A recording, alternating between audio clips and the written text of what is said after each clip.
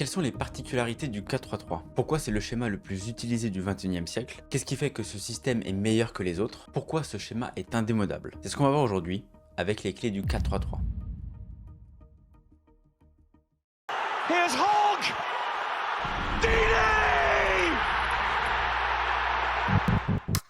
Sur un terrain, chaque placement raconte une histoire. Certains cherchent à verrouiller, d'autres à attaquer sans relâche. Et puis il y a ces systèmes qui semblent savoir tout faire. Assez souples pour s'adapter, assez puissants pour marquer l'histoire. Le jeu direct du Real de Zidane, la possession du triangle Busquets, Iniesta, Xavi, ou encore les transitions rapides du Liverpool de Klopp. Aujourd'hui, on va plonger dans l'un des systèmes qui a façonné le football moderne. Alors déjà, le 4-3-3, ça ressemble à quoi? C'est une ligne de 4 en défense, classique, 3 milieux de terrain, et 3 offensifs. Alors il y a le 4-3-3 pointe basse ou pointe haute. Moi aujourd'hui je vais quasiment évoquer le 4-3-3 pointe basse parce que c'est la version du schéma la plus intéressante et la pointe haute est quasi similaire au 4-2-3-1 qu'on verra dans une autre vidéo. Alors les lignes pointillées jaunes que vous voyez, c'est ce que j'ai ajouté pour mettre en relief les positionnements de base des joueurs par rapport aux zones principales qu'ils vont couvrir. Les joueurs positionnés sur deux zones, ça veut tout simplement dire que ces deux-là sont les principales pour eux. Par exemple, le latéral dans les phases défensives va avoir le tiers de la surface de réparation et cette partie du terrain sous sa responsabilité, et dans les phases offensives, il va avoir évidemment tout le reste du couloir. Et les raisons, je les explique dans ma précédente vidéo sur les latéraux qui vous sera proposée à la fin.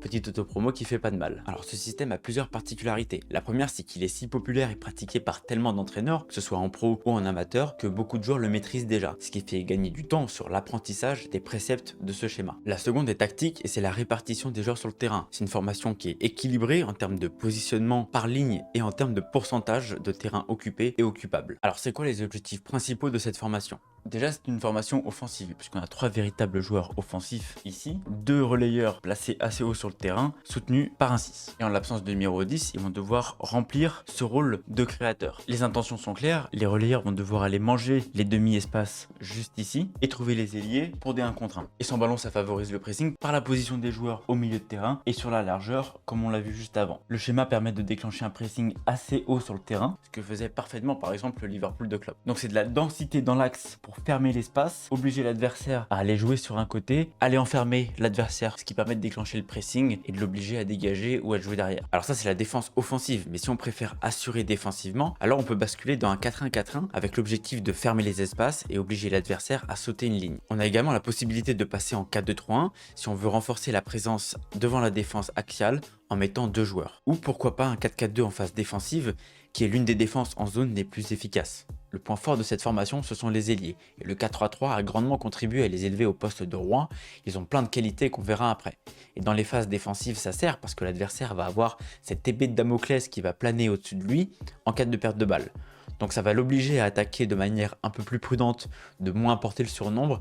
Et pour nous, ça va être bénéfique dans l'intention du pressing. Alors il y a aussi des inconvénients défensivement, parce que si ce schéma prône la récupération haute, le pressing, l'ambition offensive, ce n'est pas sans risque. Il y a la responsabilité individuelle, parce que si l'adversaire opte pour un schéma aussi offensif que le nôtre, avoir leur disposition, mais on serait pas très loin d'un marquage individuel sur quasiment tout le terrain. Donc il faut vraiment être coordonné et qu'aucun de nos joueurs ne soit laxiste avec son vis-à-vis, parce que le premier qui fait un faux pas dans cette situation fait couler toute l'organisation défensive de l'équipe. Et aussi pour qu'un pressing soit efficace, ça commence par l'implication des 3 offensifs, à commencer par les ailiers qui doivent non pas seulement faire acte de présence, mais vraiment être impliqués dans le marquage individuel et dans les retours défensifs, parce que quand il faut défendre, on les connaît les ailiers. Donc vous l'aurez compris, ce schéma déjà offensif de base va nécessiter beaucoup d'efforts dans le pressing. Ça va demander la répétition des efforts et peu de moments de récupération sans ballon. Et puis dans les phases de possession, il faut encore avoir la lucidité pour conclure. Alors petit aparté, si la vidéo te plaît, je te laisse mettre un like, oublie pas de t'abonner aussi, ça me donnerait beaucoup de force.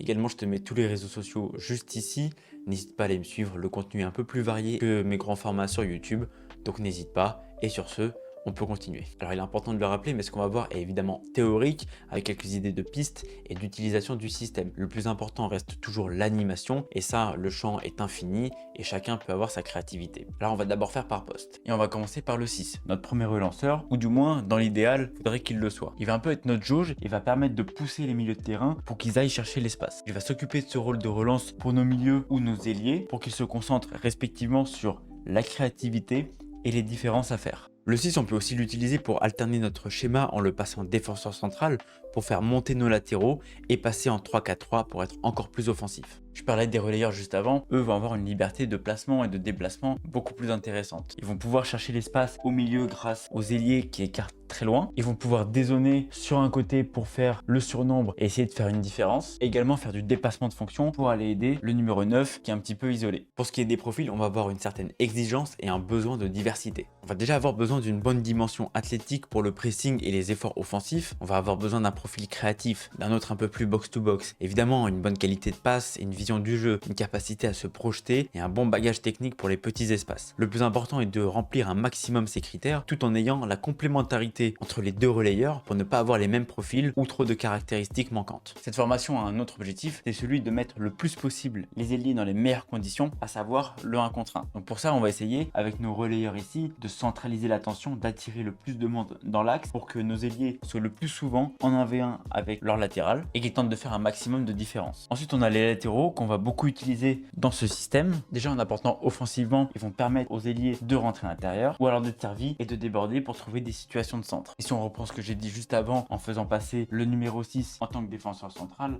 là pour le coup, on va se retrouver avec les latéraux beaucoup plus haut et ils vont avoir ce couloir pour aller s'exprimer un maximum. Alors les inconvénients du côté offensif, il y en a quand même. Le premier, c'est la dépendance au profil. Des relayeurs qui doivent remplir pas mal de critères comme on l'a vu et avoir une complémentarité dans leur style et leur qualité. Les ailiers doivent être percutants et faire des différences et s'ils sont bien bloqués, on n'a plus de solution pour la profondeur et ça devient un bloc beaucoup plus dur à déstabiliser. Pareil pour le 9, il est seul dans l'axe, donc s'il n'a pas assez de soutien, il est isolé face à 2 ou 3 défenseurs et on n'a plus de points d'ancrage. Et puis il y a aussi le risque de contre-attaque qui plane avec cette formation aux intentions offensives. Je disais tout à l'heure que c'était un avantage quand l'adversaire attaquait, mais du coup ça vaut aussi pour nous. Faut faire attention à ne pas être l'arroseur arrosé parce que c'est une formation où on peut vite se retrouver à attaquer à 6. Du coup, vers quelle formation se diriger si ça ne marche pas défensivement? Si on prend les inconvénients défensifs du 4-3 et que ça se produit, c'est qu'on va chercher trop haut, quand l'individuel on se fait avoir et qu'on laisse trop d'espace. Il faut donc être plus compact et avoir 2 joueurs devant la défense pour combler les espaces et suivre les appels. Alors dans ce cas, il faut passer en 4-2-3-1 et en 4-2-2-2 en phase défensive. On va mettre notre 9 et notre 10 sur la même ligne afin de gêner les transmissions au 6 adverse et de fermer les lignes de passe directes dans l'axe. Oui, on sera plus passif, mais surtout plus solide et on aura quand même nos 2 ailiers avec nos 2 offensifs déjà hauts sur le terrain pour contre-attaquer ou sortir de notre camp. Et vers quelle formation se diriger si ça ne marche pas offensivement? Si on reprend les inconvénients offensifs, de toutes ces raisons, comme je l'ai évoqué tout à l'heure,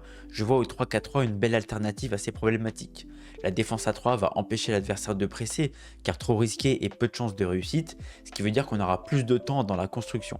Les ailiers rentreront plus intérieurs pour surpeupler l'axe, ce qui nous fera 5 joueurs axiaux pour attirer l'adversaire, nos 2 milieux relayeurs et nos 3 offensifs, et donc libérer au maximum les pistons, qui seront les piliers de ce nouveau schéma. Voilà pourquoi le 4-3 est si utilisé et indémodable. Il est offensif, efficace, modulable et correspond parfaitement au style de joueur moderne. Alors je ne me suis pas attardé spécifiquement sur une équipe en particulier, mais dis-moi à quelle équipe tu penses quand tu entends le 4-3-3 et dis-moi quel est l'entraîneur pour toi qui représente le plus ce schéma de jeu. Alors je te laisse répondre en commentaire et si tu as des retours à me faire sur la vidéo, n'hésite pas. Si tu as apprécié, je te laisse liker. N'hésite pas non plus à t'abonner parce qu'il y a du lourd qui arrive très vite. Je te mets aussi tous mes réseaux sociaux en description. N'hésite pas à t'abonner, comme je t'ai dit, il y a un contenu beaucoup plus varié. Et sur ce, prenez soin de vous et n'oubliez jamais, le foot avec les pieds, c'est bien, mais avec la tête, c'est mieux.